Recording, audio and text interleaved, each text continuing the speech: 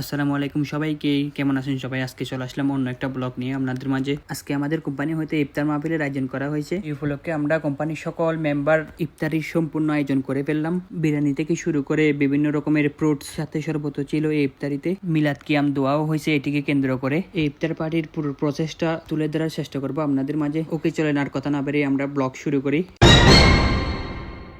শুরুতে ভালোভাবে রেডি হয়ে নিলাম, রেডি হয়ে রওনা হয়ে গেলাম। যাওয়ার পথে রাস্তার পাশের ভিউটা অনেক সুন্দর ছিল। এর মধ্যে আমি চলে আসলাম রান্না করার জায়গায়। এসেই দেখি বিরিয়ানির জন্য মাংস রান্না করা হচ্ছে। এর মধ্যে বিরিয়ানি রান্না করা কমপ্লিট হয়েছে। হওয়ার পরে আমরা বসে গেলাম পার্সেল করার জন্য। আপনারা যে পার্সেল বক্স দেখতেছেন এগুলো একটা একজনের জন্য।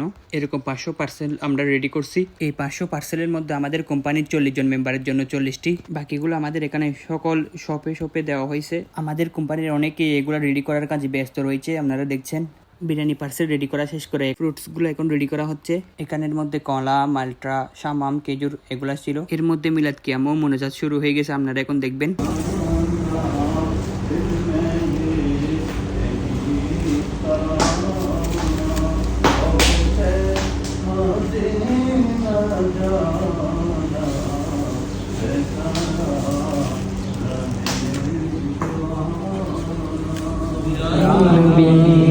Salam alayka ya Rasul, salam alayka ya Habib, salam alayka, salam alayka।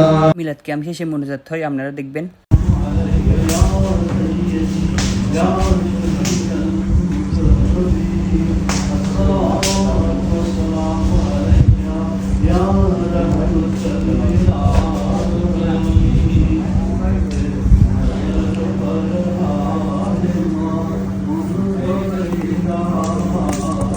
আমরা এখন মিলাতেও মোনাজাত শেষ করে বসে গেলাম ইফতার করার জন্য। আপনারা দেখতেছেন আমাদের কোম্পানির সকল মেম্বারকে। অন্য সাইডে আরো কয়েকজন ছিল, এখানে জায়গা না হওয়াতে ইফতারিকে সামনে নিয়ে আজানের জন্য সবাই অপেক্ষমান। দীর্ঘক্ষণ অপেক্ষমান আজান হওয়াতে সবাই খাবার শুরু করে দিয়েছে। এরকম সবাই বসে একসাথে খাওয়ার মজাটাই আলাদা। আলহামদুলিল্লাহ অবশেষে সবার খাওয়া দাওয়া শেষ হয়েছে।